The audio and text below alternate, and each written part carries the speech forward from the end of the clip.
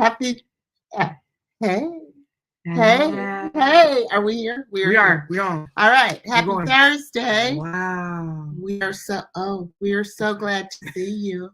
We're so glad to be here. Let's see. We are in the third week of April. It's the third. April got somewhere to be. That's what I will say. Yes. This zooming. You remember Easter happened in March. I know it's very confusing. You know what I found out? The Jews are still doing Passover in April, though. Okay. They wasn't with the rest of us. They didn't move their things? Girl, no. I told you today somebody was like, yeah, I'm going home for Passover. I said, oh, I didn't know. So happy Passover to y'all. I didn't know. I thought we was always connected. We was always in sync. I guess. So Easter, Passover is Passover. So shalom and all that to y'all. Well, we over here at Create Generational Wellness are trying to help the people get to generational wellness. And help ourselves. Let's be TI. Yes, indeed. Because it is a journey, and it is a journey every day. Every day, a step forward, a step backward, but we keep doing this dance, and we keep marching forward. So we're in our second year of this podcast, and we thought that it would be good at this point that we establish some sort of pillars, tenets, as you were, of what it means to be on a journey toward create generational wellness. So we have 4 pillars. Our first pillar is you're one of one. The only one. Tenet 1. You're one of one, the only one. Our second tenet is you bend, you don't break. Period. Our third tenet that we're talking about today is you are guided by compassion. You are guided by compassion. That's a tough one, okay? Especially in the world we live in, but we got some help coming for y'all. Everybody can catch these things. Okay? Equal opportunity. If your person struggles with compassion like us, you should stick around because we're actually going to be talking. We've talked about this before in the episode, but now we have a professional. Okay, we told you we're giving you melanin and degrees all of April. Okay, so if that sounds like you, stick around. This episode's for you. Hi, I'm Pam Williams, a mother. And I'm Jessica E. Williams, a daughter. And this is a mother and a daughter truthful chat, where we discuss our 35-year multi-layered relationship. We've been through so many ups and downs. Not only are we family, but we're business partners in the high-stress world of event planning and production for short films. We've also shared the same therapist for over 10 years. What some people call codependence, we call collaboration. So join us as we share stories from our lives, have candid conversations with other mother-daughter duos, and shed light on the roller coaster ride of being a woman while raising a woman.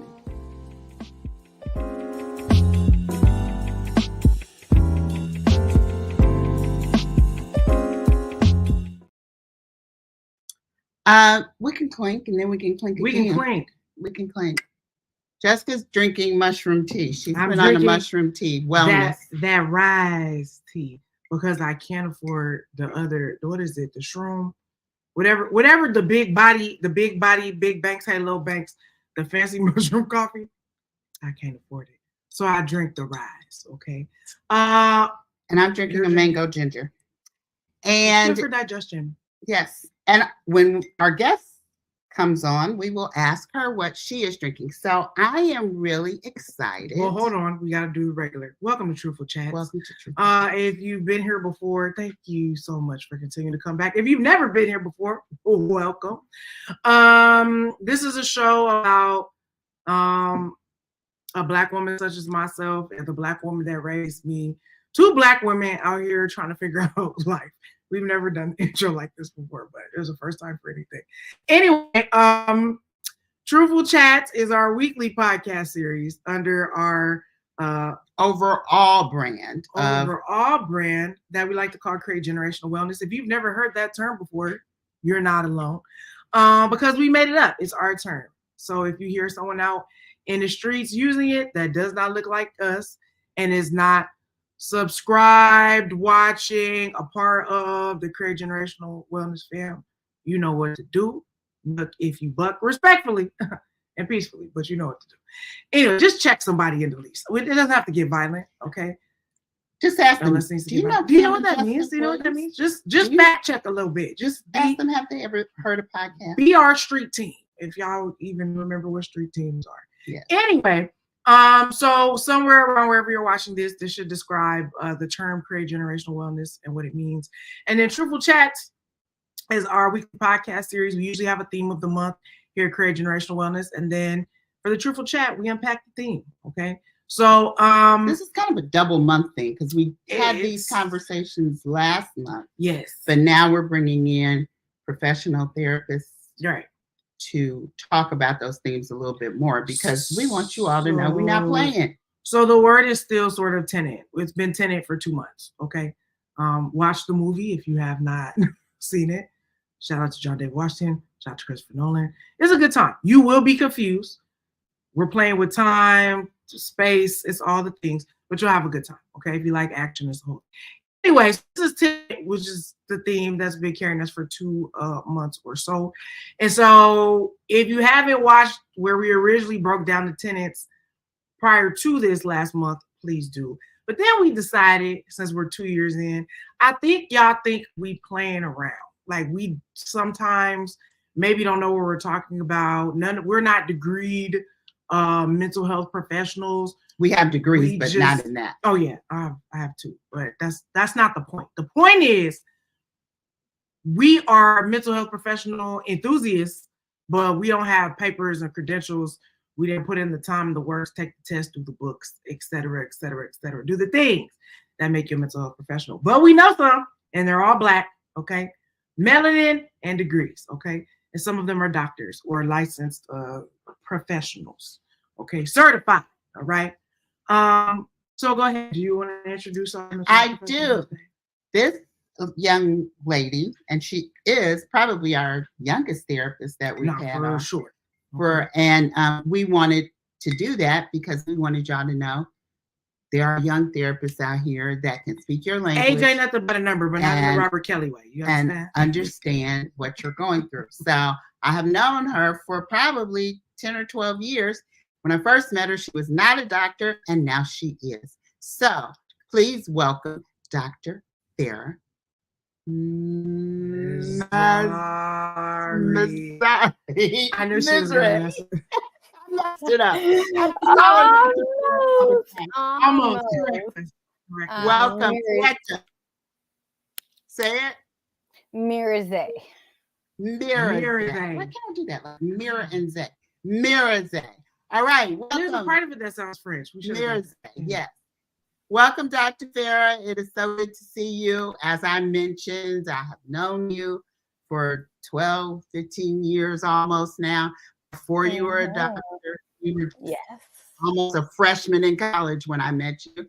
And here you are. You have come through. So the first part of this is called degree bragging. And what we want you to do, tell us your educational journey and how you got to be Dr. Farrah.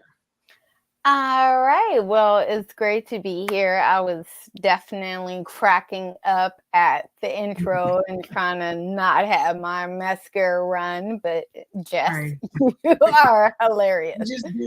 Thank you. We just do what we do. Yes. And so my educational journey started, of course, graduating high school, but the degree that I am very happy about is my degree from Santa Monica Junior College.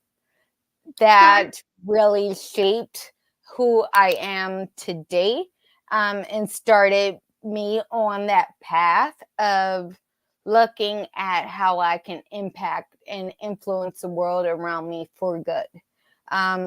Coming out of high school, I was very into education, but the support I received from Santa Monica College and specifically the Black Collegians Club program and club was definitely influential.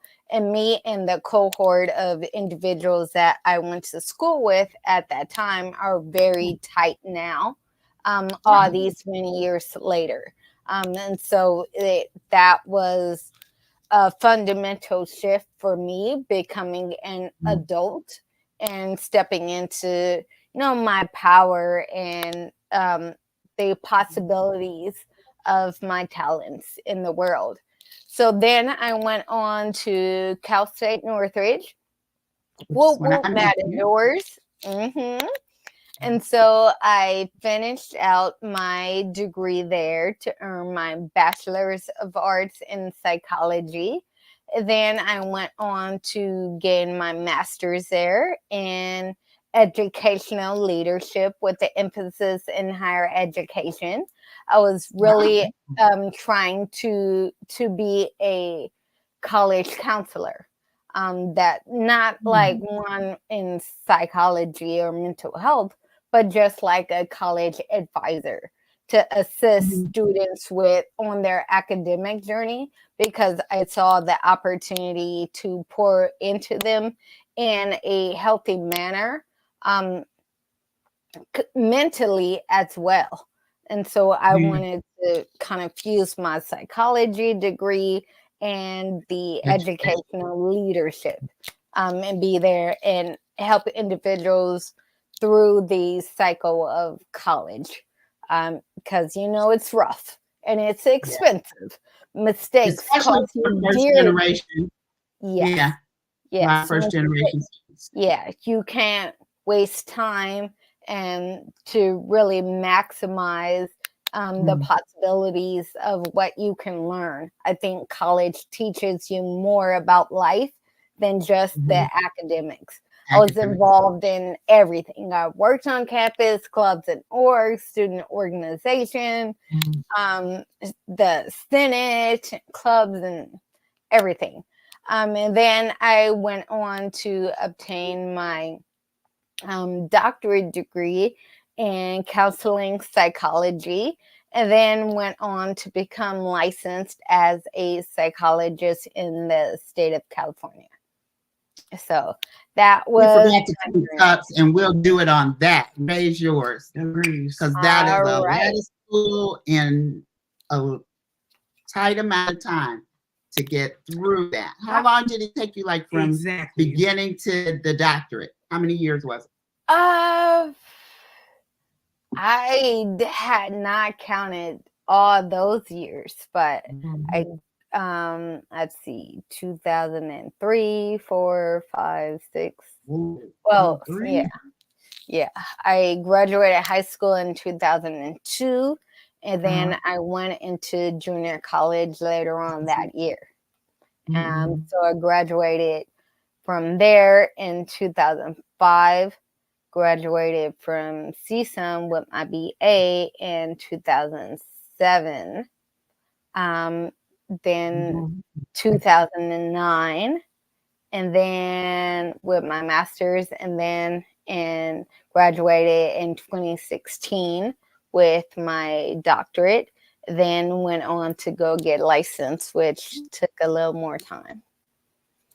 So a good 15 years. I'm exhausted hearing that.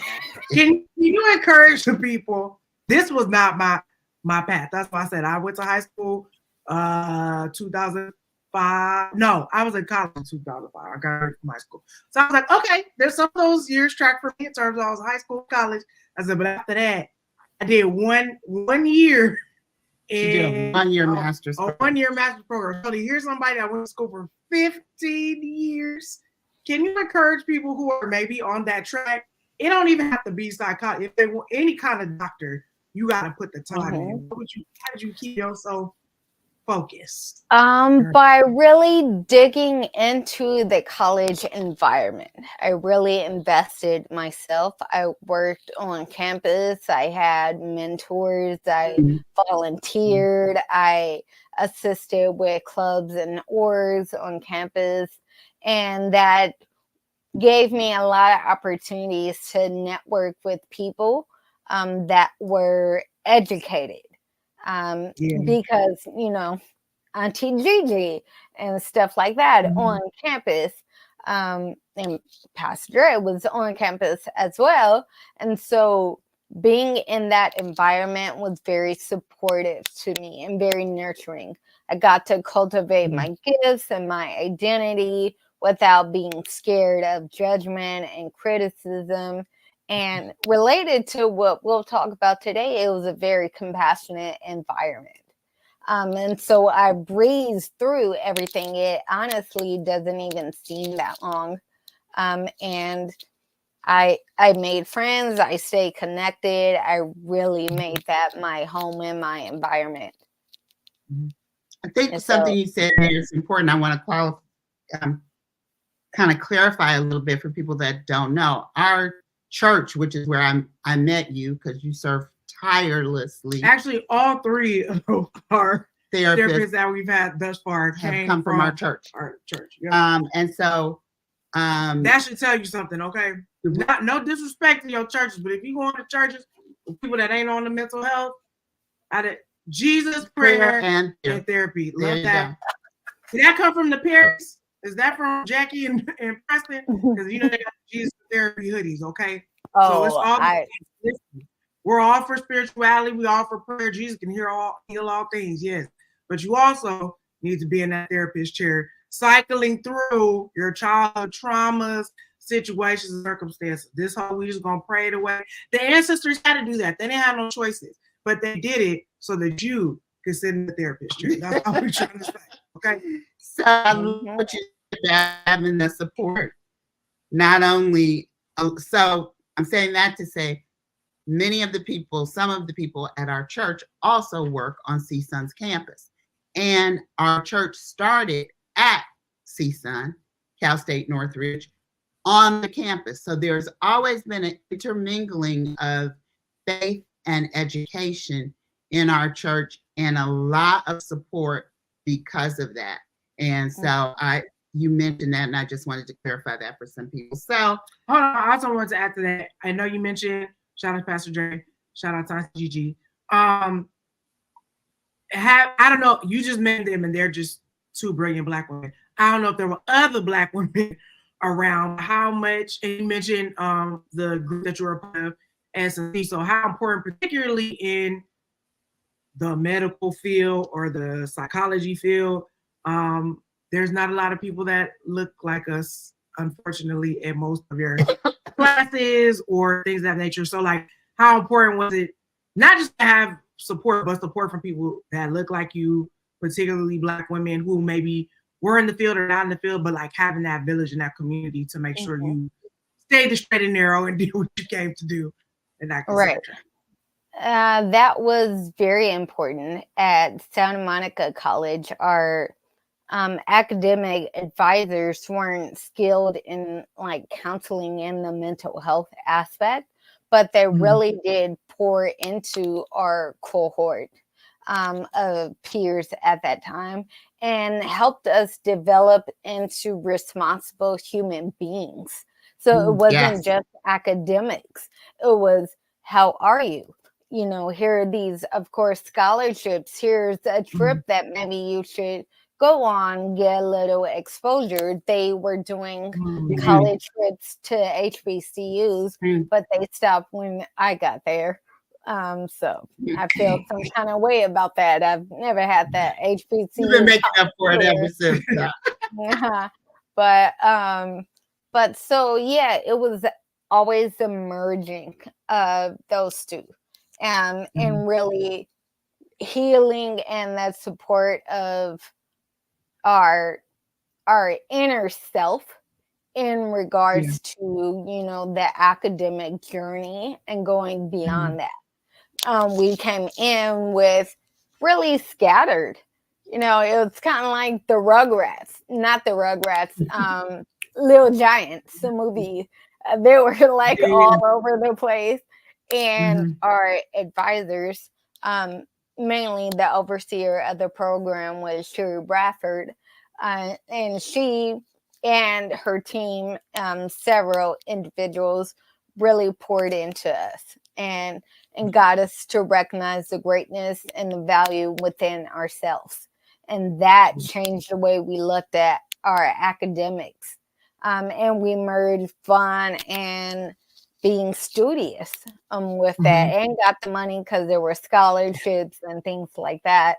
And so jobs on campus and stuff like that. So that just paved the way. So when I got to Cal State Northridge, a lot of the peers I went to high school with were there, and they had not done great their first year.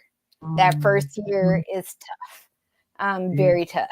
And especially if you didn't do too well in high school, getting out on your own and being independent, being in that environment where you have to police yourself is tough. Yeah. It's tough. And It's a so big transition for a lot of people. yeah. And I was geared to go to Pepperdine University right out of high school. I got accepted, but the Lord said no, because my financial aid got mixed up, and they were like, oh, I'll go to SMC.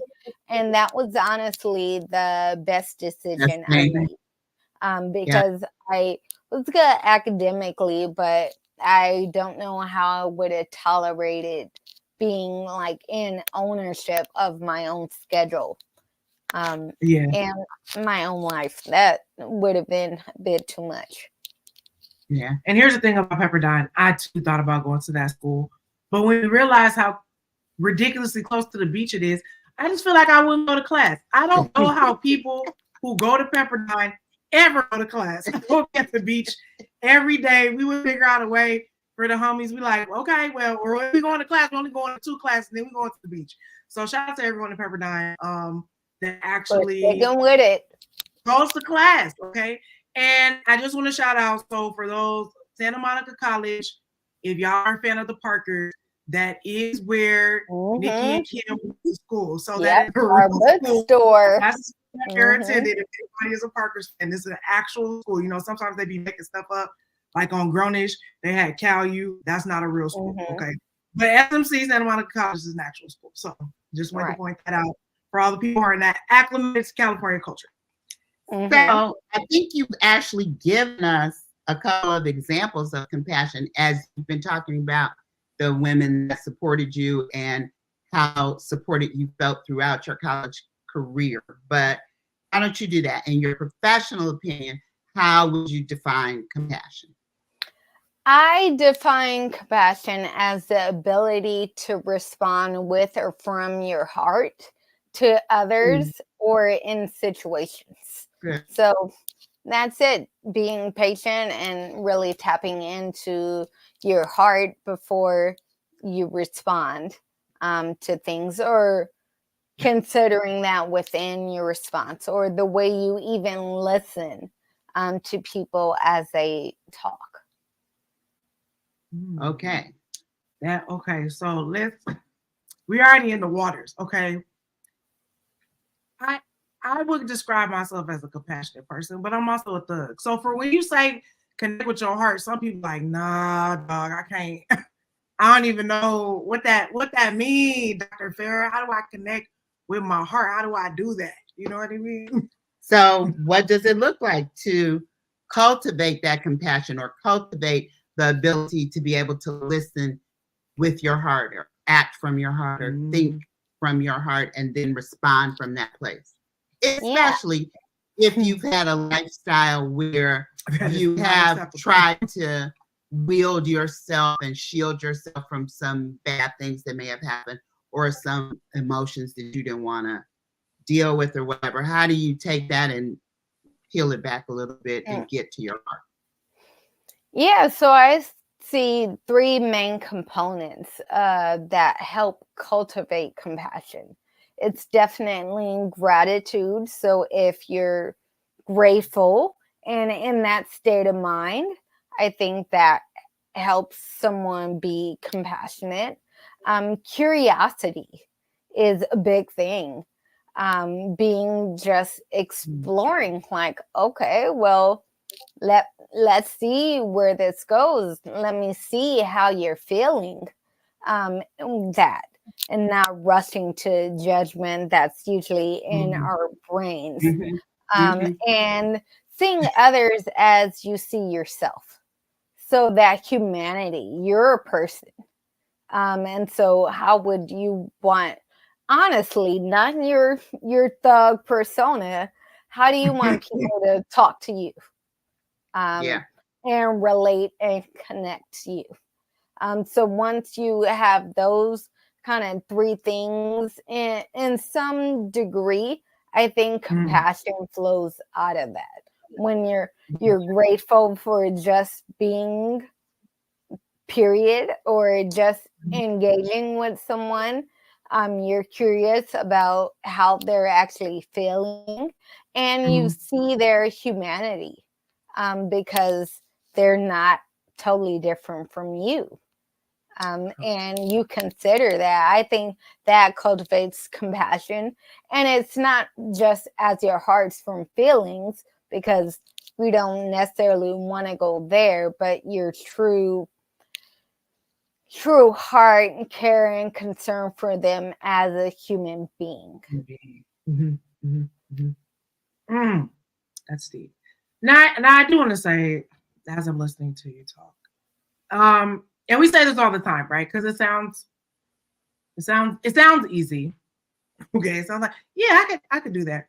But when we were talking about this in our February episodes, particularly when it comes to us and our brothers and sisters of color, some people just grew up in environments where your humanity might not have been valued. You are human, we know that. But however you grew up, particular neighborhoods you grew up in, like when we talk about just the history of us and of our stuff is survival mechanism first, or like I'm gonna get you before you get me. You know what I mean? It's that heightened aggressive level of survival. So we say all that to say sometimes we need to work on having compassion for ourselves, right? And acknowledging our own humanity so that we're able to do that for other people. Yeah. Because like you said, you know, a lot of it is, you know, the golden rule, like, right? Do unto others as you would have them do to you. But sometimes the things you're doing to you are not good. Right.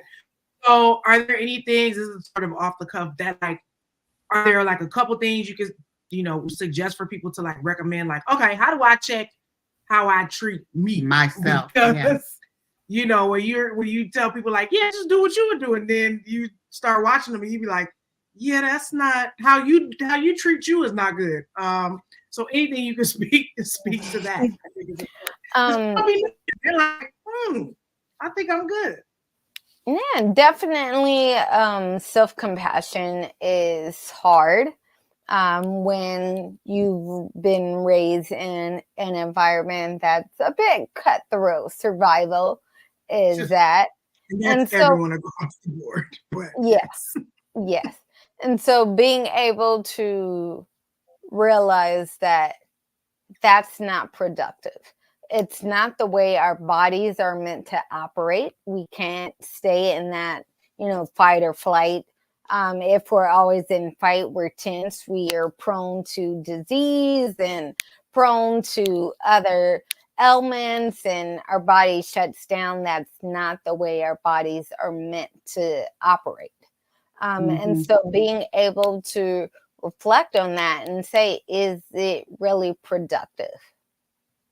So if I'm responding that way, what's the outcome?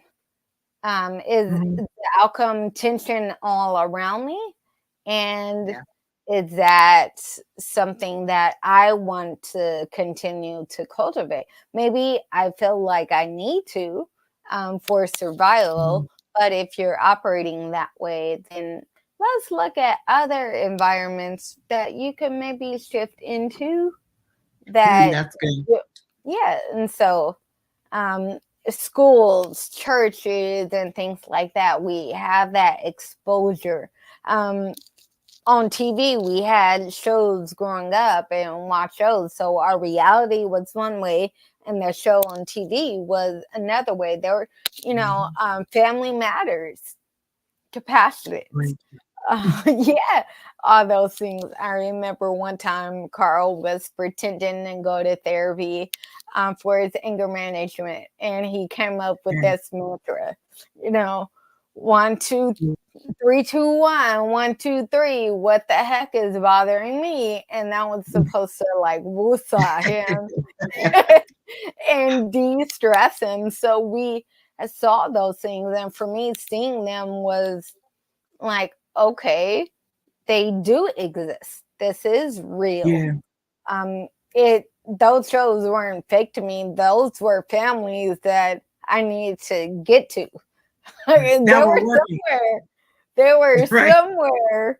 Yeah. But it was like, okay, well, that's obviously it has to be real in some degree.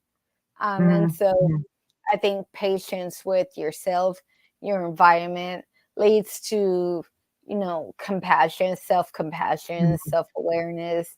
And, you know, I mentioned this in another one of the things I was thinking, or not mentioned, I was thinking about in regards to tonight, mindfulness and just centering yourself and giving yourself a breath. So, yeah, survival isn't always productive. Survival, that needs to be a t-shirt. Survival is not always productive. Okay. Yeah. Well, operating in that survival mindset. Because there's more to life than just surviving. No one wants to just survive. We all want more. We all want better. And so if you're doing the status quo, seeing where that comes from and what is driving you as opposed to you driving it. Wisdom cries out in the streets, okay? No one wants to just survive, should be a mug. I feel like if someone was carrying that at work, people would be like, exactly. That's why I need to quit this job. We're going to have one that you won't break my soul train, okay? In a different way. We're going to be like, that mug is sending me. That's so funny. So you mentioned watching those shows growing up and shout out to the 90s sitcoms. I don't know if we can have them. They taught us a lot, okay? It was also a lot of psychologists that worked on those shows as consultants. So like sometimes for sure you would always see that at the end of the actively teaching us stuff. Like I know on a few Nickelodeon shows, I don't know about the Quiet on the Set shows, okay? But some of the other shows, especially Nick Jr. and those kind of things, there were always like specialists and people who were, you know, trying to make sure we didn't grow up to be savages. So that's probably an offensive term. Ugly human being, that's probably offensive too. Not aware. Unaware what humans. Damage we trying to really teach us compassionate humans. Actually, that's actually what it was. So you talked about watching those shows when you were growing up, whatever. Can you share like a personal experience, a story about a time when you had to exercise compassion and it was a challenge? How did you manage it and how did it shape you for the better? Oh, I mean, that's all day, every day. And it's still compassion, as you all are mental health enthusiasts. You know that you can't be in this field without compassion, without being able to slow an individual down from self-judgment and criticism and continuing in that cycle. Yeah, so it's the ability to just slow it down and think about what's productive, as I mentioned before. And so the idea of someone today, I haven't seen clients for a while. I used to be in private practice, and now I'm in one of the leading nonprofit agencies in South LA that provide homeless services. And so I'm more in a training role. And so, and overseeing individuals that do therapy. So it's been a couple of years, but we're short staffed. So I pick up a client or two here and there. And so I'm working with the client. I happened to see her today, and her, she was experiencing homelessness and now she's housed. but there has been a lot of trauma over her life, physical car accidents, abuse, and a lot of things. And so she's very emotional. She cries a lot, and she just doesn't like life. She feels like it's not fair. Life doesn't like her because of all the trauma she has experienced. And so she is at a site, and when you're placed at a site, they do inspections to make sure your house is in order and things like that. So she knew this inspection was coming up, very overwhelmed, and a lot of clutter and anxiety and depression and things. And so she rescheduled because they were coming to inspect. So she came in today, and she immediately started crying because she got a 3-day notice because her inspection didn't go well. And so she was very distraught, and she really catastrophized the whole process, because when we eventually got down to it, it wasn't a big deal. It wasn't big things she had to do to meet their standard, but she just felt overwhelmed. And because of body pain and stuff. So she's really hard on herself. And I gave her some tips to manage cleaning and stuff prior to this, and she didn't necessarily do them. And so she just felt very defeated.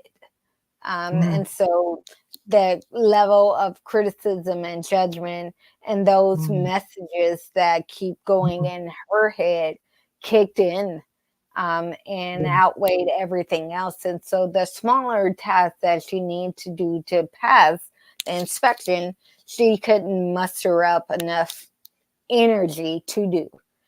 So the outcome was they gave her a 3-day notice. And so at first she was really distraught, didn't want to talk about it. It was hard getting the pieces of the information, but slowing down my tone, recognizing the emotional state that she was in, and praising her and acknowledging the work she had done and what was getting in the way was really a compassionate approach to see her in her humanity, not rush past the feelings and emotions.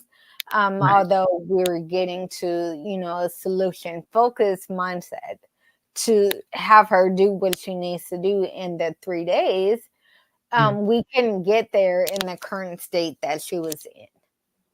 And so some people like to bang their heads up against that. It's not my approach. And so by slowing it down and helping her see those elements, we eventually got to where she just needs to sort out 3 piles, and they were just in her backyard. They didn't even go in her house yet. That's a whole nother issue. They gave her a 3-day notice based on her backyard. And things like that. So slowing it down and putting it into perspective. And what would it take for you to deal with these 3 piles in the way that I know you want to, because you like being organized. You don't like being disorganized. That's stressful, but you're a perfectionist. So that gets you overwhelmed. So speaking to that in a calm manner, recognizing her pain and her frustration and her anxiety really helped me slow down in my thoughts about the day and all that I had to do to just focus on what's important. And that's the person sitting right in front of you and not what you have to do later. And so that's a big part that just helped me go through the rest of my day in gratitude, being able to slow someone down, their breathing down, their stress level down, it brings you down as well and grounds you. And so I walked away from it being grounded and grateful that she still showed up in that state, because before she wouldn't have. I've been working with her for some time, and we click in our own special way, and so that allows her to come in when she's really feeling uneasy and that life isn't in her favor. You use the terms that I heard my friend say his therapist uses with them: catastrophizing. Can you talk about that a little bit? What are the signs? How do you spell it? And how do people know that they deal with it? Well, I only know some of the letters, so I'm not gonna. That's fine. I can Google it. Yeah. Catastrophizing. Yeah. I think I have a COST. I think HROPHIZED. Catastrophizing. Something. So I mean, Google will help you out if you just put some of those letters. Ask Siri. Siri, what is catastrophe? Oh yeah, yeah. Catastrophizing is a kind of mechanic that we use in our brains, and it really just heightens and intensifies everything. So the feeling dictates how you view a situation or a person. So the feeling is, I'm overwhelmed, so this experience is overwhelming. So now you're a little thing, it still feels overwhelming. Yeah. So now you're labeling that and kind of just, it's intensifying. So it's spreading to different areas. And so it's, another way to say that is being dramatic. It's like making a mountain out of a molehill, those kind of things. It's not something you're doing intentionally.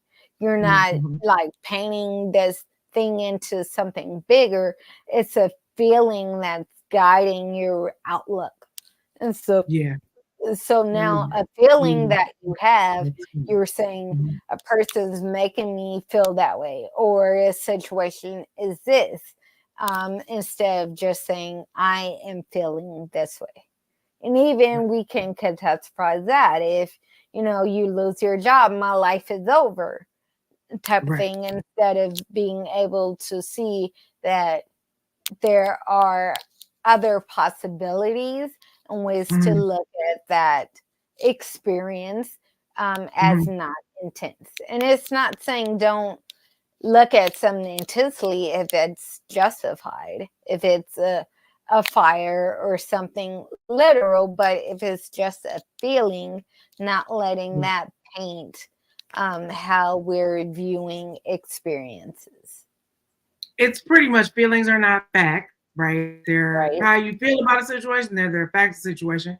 So being able to separate those two things, even though you feel what you feel, it's just not like, let's not blumptuate it, right? Let's not take it up to 1,000.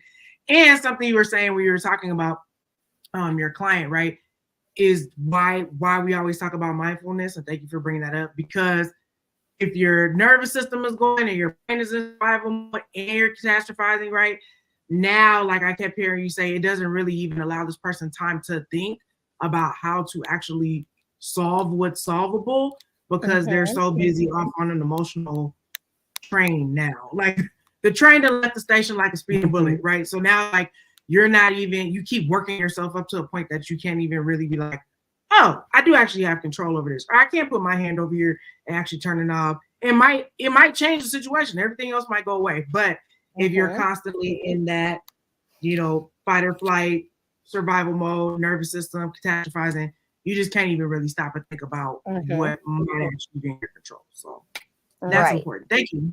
Thank you. That was excellent. That.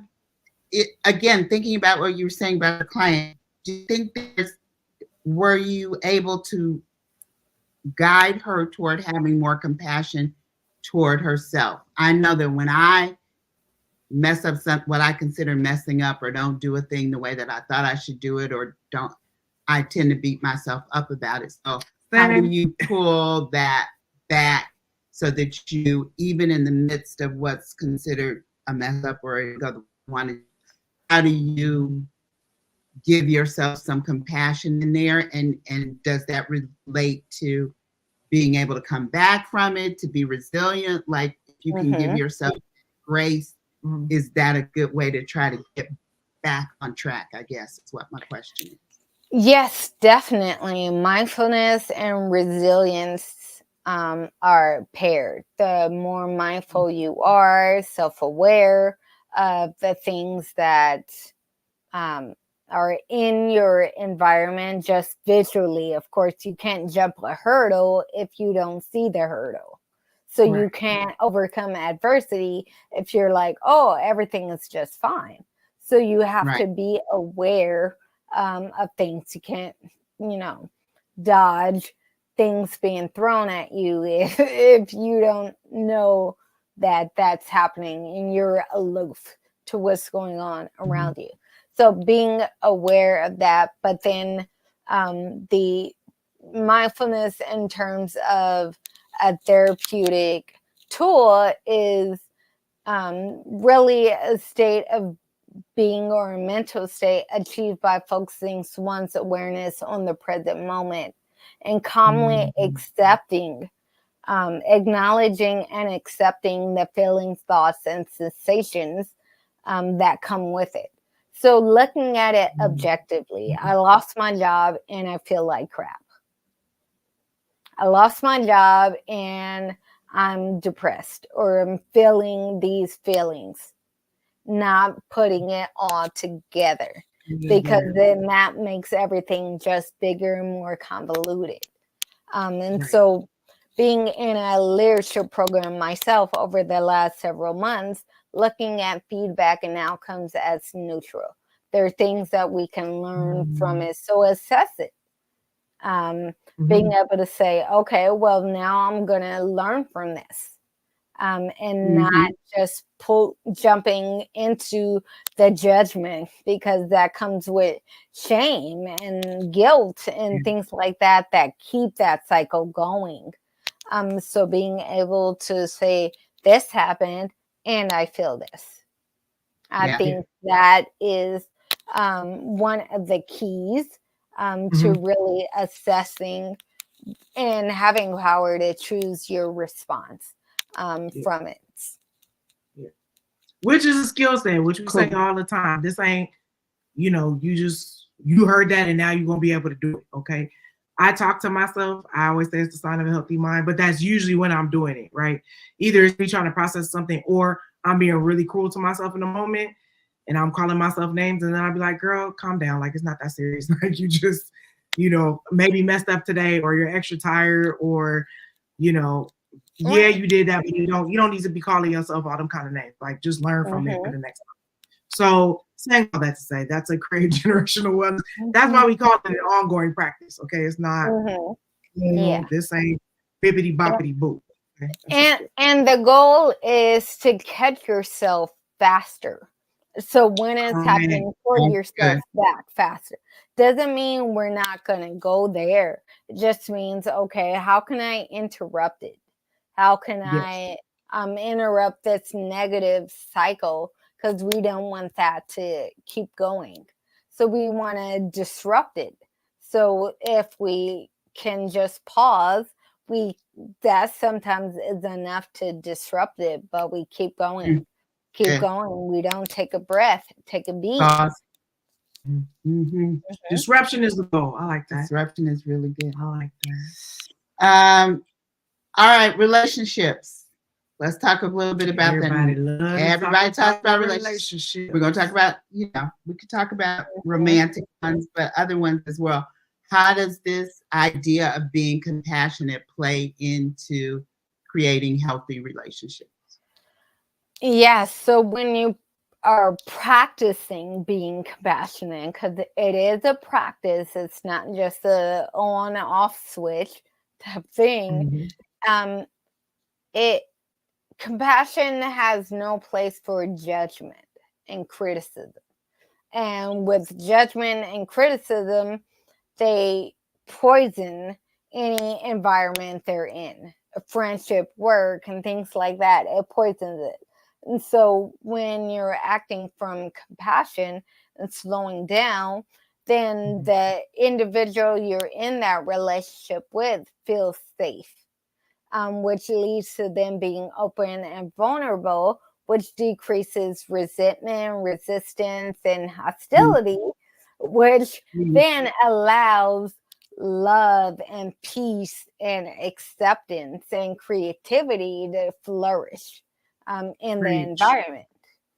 You preaching, Dr. Farrah, today. You preaching on today. Yeah, so when we lead with compassion, then we are able to say, I see your humanity, and that matters. It's not about what's going on in my mind and things like that. It's being gentle and being mindful of them in that way. And that then creates them feel safe. Their defenses lower. They're more prone to support you when you're compassionate. And that's what we want. So being able to understand what results we'll get when we start practicing that a bit more, and more people feel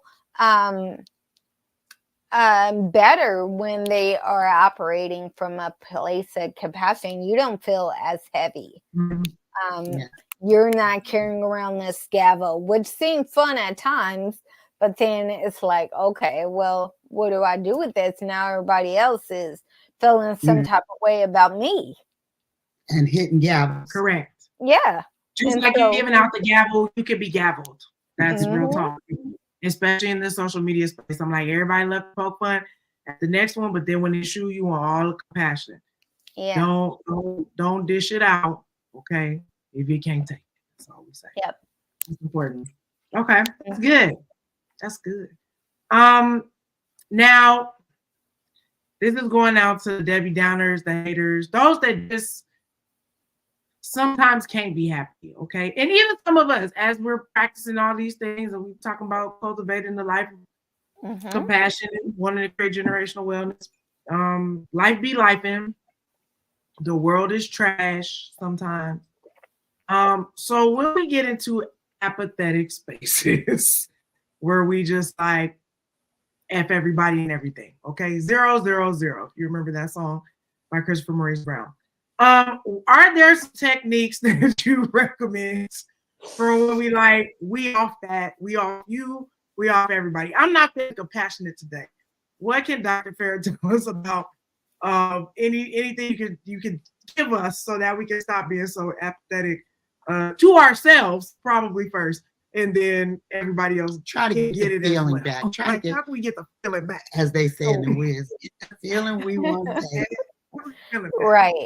Right, because life be lifing, and everyone has things going on, and so operating in compassion with patience isn't necessarily the desired mode that we want to be in. So what's great at our organization, at the beginning of mostly every organizational kind of staff agency-wide meeting, we start off with asking people to share their why. And so that's remembering your purpose. Why are you here? How do you want to positively impact things? Sometimes it's just about the money. If that's it, you operating outside of compassion ain't going to help you keep your job. So if your purpose is to go on vacation and make the bag, operating in apathy ain't going to cut it most of the time. So remembering your why and your purpose. So if it's a situation and a loved one, just remembering your why, remembering why you got married, remembering why you took that job. Again, it could just be the money, the networking, and stuff like that. There's a reason that you're there. And so connecting to that is very helpful. Staying grounded and being a vessel. As a Christian person of faith, I'm a vessel. I'm an instrument. And so, yeah, at times I might not be feeling it in like my humanness, but understanding that things flow through me, like resources, wisdom. I went to school for all this. And so, like, okay, well, I'm here to be used in a certain capacity. And so that is kind of attached to my why and my purpose. And accepting support from others. Self-care is very important, but I think community care can heal our deepest wounds. Community care? Yeah. So that again, community care can heal our deepest wounds. That's good. And so it's, yeah, we can go and get manicures and get rest and go to therapy and all those. Even therapy is community because it's not you by yourself. And church and things like that. Accepting the help, the support, being able to say I'm in need and having people pour into you, I think is the biggest piece of it.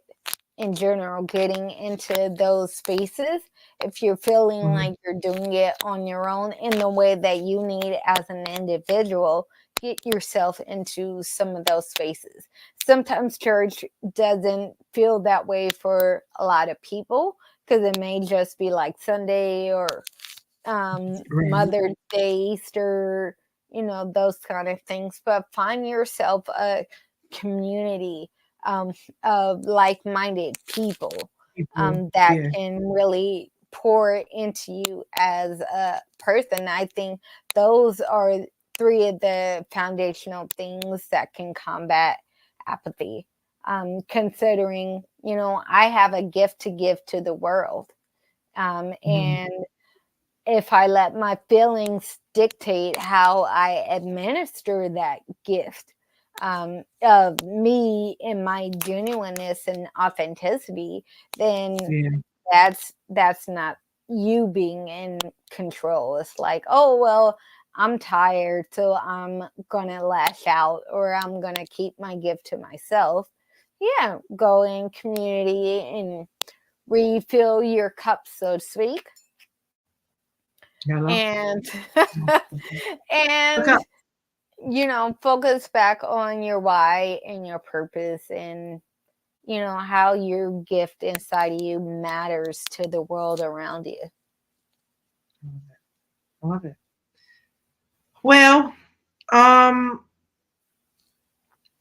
do you feel that, and we've kind of been talking about this all the way around. I don't know if you have anything to add, but how does being guided by compassion, like this idea of creating generational wellness, how does that trickle down into, I know we mentioned it in relationships, right? But I think maybe if we bring it close to home in terms of like family dynamics, right?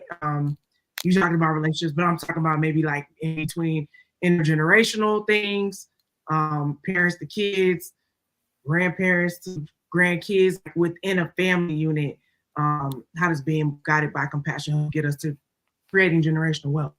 And part of that too is I think that a lot of times people can be kind of people outside of the home, and they can show all this kindness and this, that, and the other, but within your house and within your own family, I think we tend to take people for granted a lot and don't show the same compassion that we might show to other people. Right. Absolutely. It's just like people being kinder to others than they are to themselves.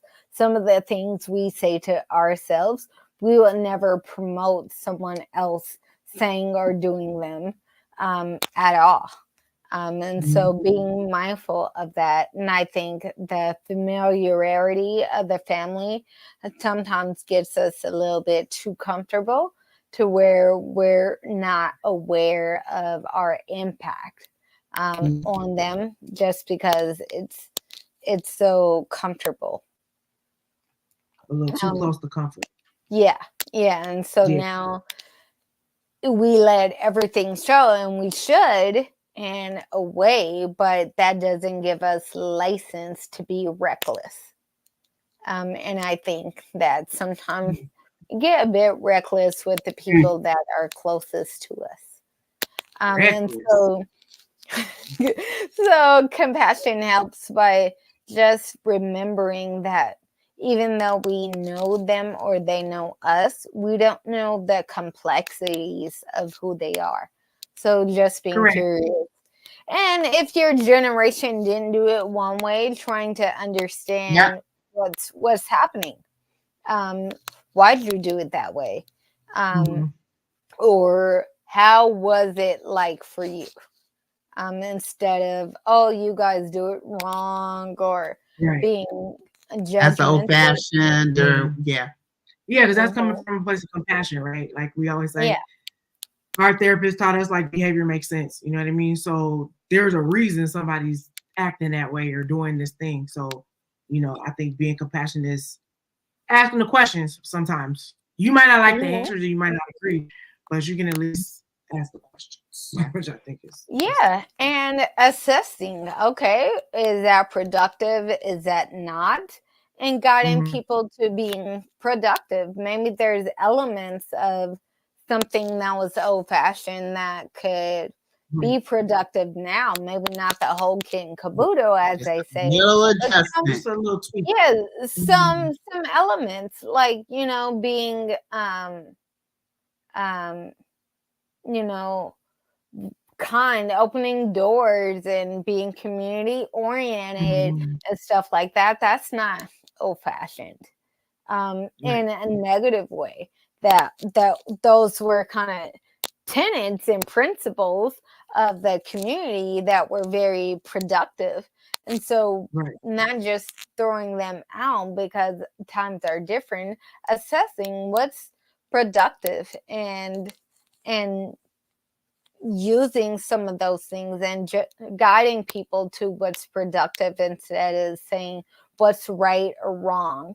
And saying, okay, well, I see how that could have been productive then.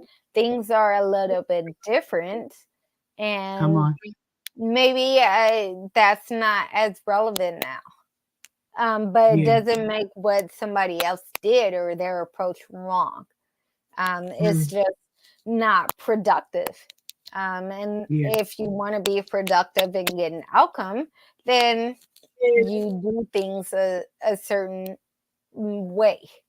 And so having that assessment mindset instead of judgment, assessing, okay, is that real? I wanted this outcome, so I did this, and this was my outcome. Let me assess and see what didn't align, what kind of contributed to me not getting the outcome I wanted. And then you can choose differently. But instead, people are like, let's shut this down. Let's, cancel. Let's do all that. And then that comes right back around and can bite people in the butt. It's like, well, you thought that was cool to do to them, but not to you. And so, just being mindful, being grateful. Relationships are, even if they're not perfect, things can be adjusted. So taking ownership in that and seeing, let's assess where we right now. Even within family, our relationships, because outside relationships are based on the family structure, because those are our first experiences with other people. So you can shut that off and be different outside, but it all starts within the family system. That's deep. I think something you've been saying that I think is important is just allowing yourself the opportunity, and I guess even maybe the privilege, to be able to assess what's productive and what's not. I don't even think sometimes people even think in those terms of like they just do what they feel like they gotta do to just because that's what they do or that's what they've always done. Instead of being like, is it working? Is it what I even want? You know what I mean? Right. We always say this here, it's Westworld challenge. Have you ever questioned the nature of your reality? You know what I mean? Like some people just get on autopilot without asking like, is that productive for me? Is that something I envision for myself? Yeah. Is that something I envision for my family going forward, or do I want to change things? So that's important. We're coming around the river bend here. On our way to a close. We're on our way to a close, and this ain't the Baptist close. It's a real close. It's a real close. You know, y'all been at church like, bro, if you say you're gonna close one more time, it's the fifth time, bro. Okay, we have reservations for brunch. So on this show, on Truthful Chats, we talk a lot about emotional mastery. And we're usually trying to help our listeners identify their emotional triggers, right? So that they can manage their reactions, like we've been talking about, once they sort of start to question, like, should I be doing this? Right? Is it productive?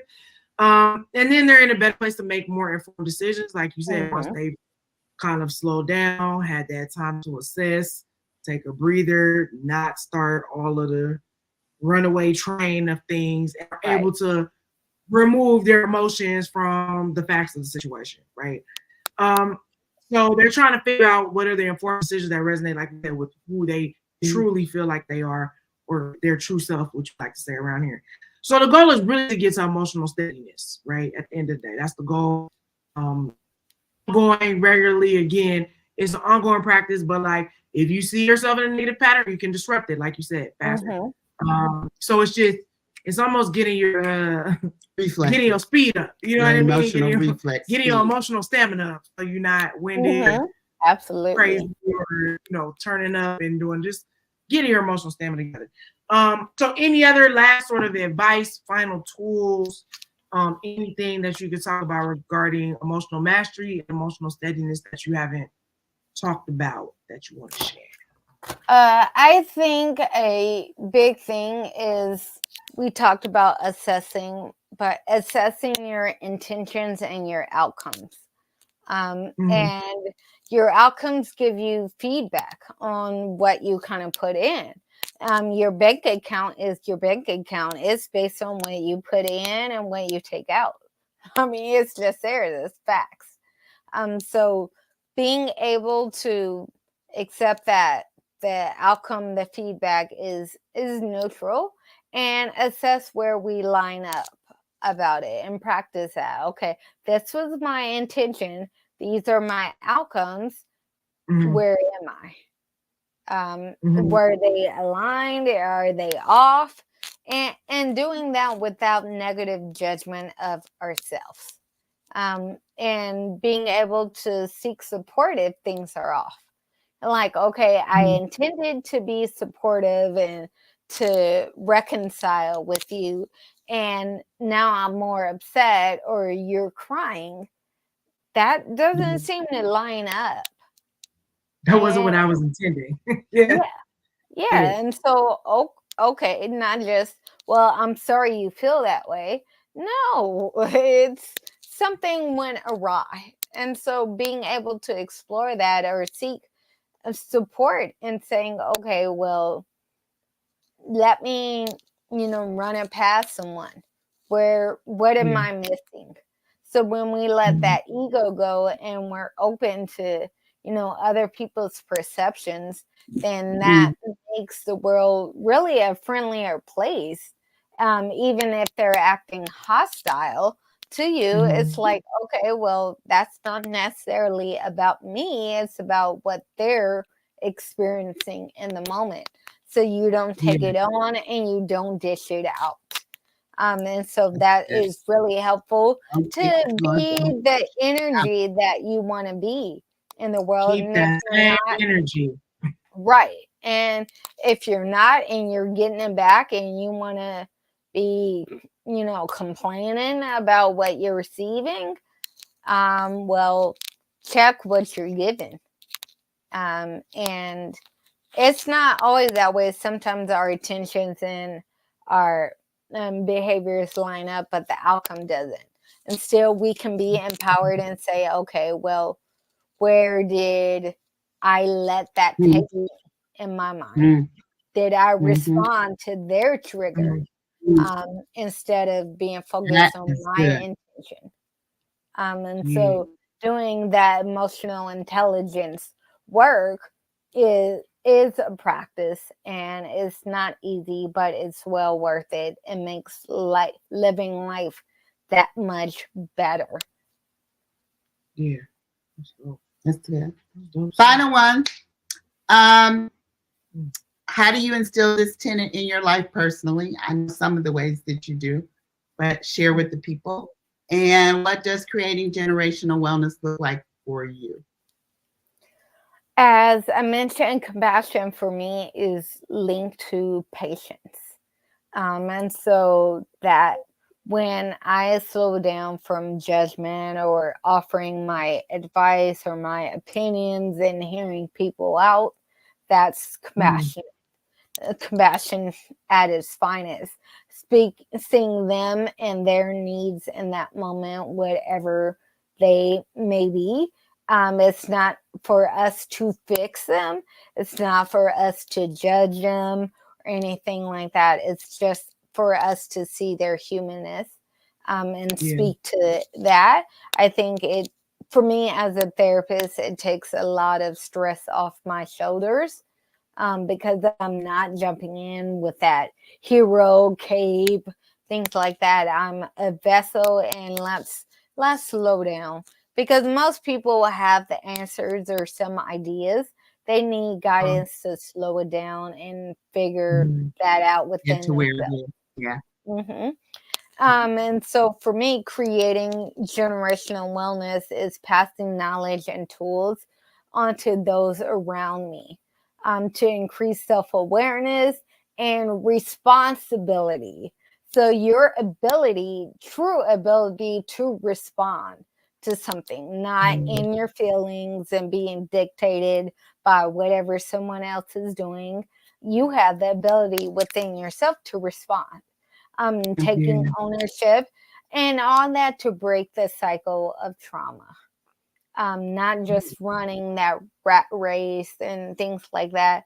And people say, oh, they don't know any better. Well, more than likely, if you stop and slow down, you realize a lot of things.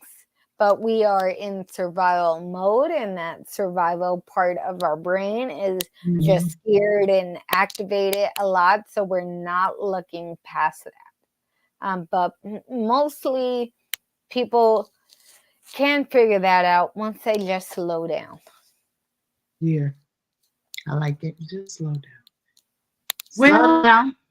Slow down. See you're being productive. I love See it. if you're being productive and stop being in survival mode. It's not the way to live. Not regularly, okay? Just, take a breath, take some mindful practices, and do all the things. Well, Gems from Dr. Farrah. Thank you. Farrah Mirzaee, everybody. Mirzaee. Mirzaee. It looks like a lot of other syllables. Really on two. Mirzaee. Got it. Mirzaee. Now we got it. Can you tell me where they can find you? Okay. Dr. Mirzaee. Are you taking clients? How can they find you if they want to connect? They're like, we like her. She's great. Well, I am not taking clients, but our program, our agency does offer a lot of supportive services, mainly to individuals living in the, if you're familiar with service areas, LA is broken down into service areas because it's so big. So our service area is 6. And so that's South Central, Linwood, Compton, Paramount, and stuff like that. But we do have resources and connections and other services throughout. So can definitely. What's the name of the organization? It's called HOPICS. So it's HOPICS. It's the homeless outreach program, integrated care system. All right. And so those what those letters mean. Definitely a part of my role is going out and passing on knowledge to the community, training individuals within our organization, other service providers, community entities, things like that. So I'm not sure what information to give, which email, We'll get it from you and we'll put it up. Yeah, but definitely being able to speak within the community, share some knowledge, consult, and things like that. I'm definitely open. And that's one of the things I love is connecting and collaborating. So definitely. We've been talking about this for a long time, and I'm glad we were able to do it. Thank you. Thank you. And thank you for the work you do in LA County. Like, I don't know about where you live, okay? But every day, the unhoused is craziness. It's probably craziness everywhere. But I just feel like the amount of people I see talking to themselves in the streets in LA in unhealthy ways concerns me. And so for anyone that's helping, to help those people, but also train the people that can help those people. Because we want everybody to be healthy. These are our neighbors and people who are around in the grocery store and in places. So we want to make sure everyone's doing well. And so making sure individuals don't reach that level. There's a lot of supportive services for individuals. There's a client I'm working with now that was fleeing domestic violence. As a result, is living in her car. So people lose their jobs that way, and their health and their mental state of being decline because they're in survival mode. And that kind of deteriorates your brain, and there's a lot of ailments. So it's not for those that are unhoused, just unhoused. We are trying to change the system and provide resources so that people don't become unhoused and don't need that level of services. So there's a lot of trauma and things that people see when they don't speak to it and get support that declines their functioning. And then that is one of the outcomes. Brilliant people just decline over time. So doing all that. And again, speaking to the community about different topics related to this and sharing the knowledge and the 15 years of school that I have. You're not new to this. You're true to it. And we appreciate you being a part of this preventative program so that if you find yourself in survival mode, okay, and if you need help, please check that out. Or if you know somebody, it might not be you, for somebody else. It's Create Generational Wellness. It's for you, for your family, for the culture at large, okay? This is not just you get good, now I'm good, and I'm flossing on everybody else. So this would be a ripple effect, okay? A ripple effect of compassion. Right. So with that, thank you, Dr. Farrah. We appreciate you so much for stopping by, and we will see you next time. Okay. Thanks so much. All right, y'all. It's been that was good. That was good. I learned so many things. I felt so many things in my heart. There was something she said about triggering other people, and I was like, I should take that into consideration. I do a lot with policing myself, but sometimes I think I miss it with other people. But again, creating generational wellness is an ongoing practice. Girl, not you. I didn't mean it for you. Okay? No, I'm kidding. Because you. We trigger each other. It's anyway, okay. Well, we're working on our family dynamics. Okay, that's what we're doing. That's why we made this show. Yeah. Anyway, next week we have our actual our real therapist, true to life, A1 since day one therapist, Dr. Tremaine Walker will be here. That walks us through all the madness that we have going on in our personal life. So y'all might hear some really good stories, some really great stories. If you want the tea, if you really want, if you want the tea, okay, Yeah, we probably wouldn't even be doing He's this. sworn to confidentiality, though. He can't tell all our I'm giving you permission. We'll as a give client. him consent. I'm All giving you right, we'll consent give to him snitch on me. consent to Okay. snitch. But it should be a fun time next It should week. be a good conversation. time. Yeah. But you won't know. But you ain't gonna know. Oh, Pam's doing it now. You ain't gonna know. If you're not subscribed on the YouTube, follow us on IG, Facebook, fan base. Y'all, I'm catching up on other things, so be patient with me. Just follow us so you can be ready whenever I'm. Because when it comes out, whenever I'm come out like this. So you want to be there. We're at Create Generational Wellness on all the platforms and all the things. With that, we will bid you adieu. Have a excellent, wonderful night. Continue to make a practice of being compassionate as you are making a practice of being a human who creates generational wellness, not just for yourself. For gratitude, curiosity, humanity. Remember those three things. Amen. Period. Okay. All right. Love y'all. Y'all have a great night.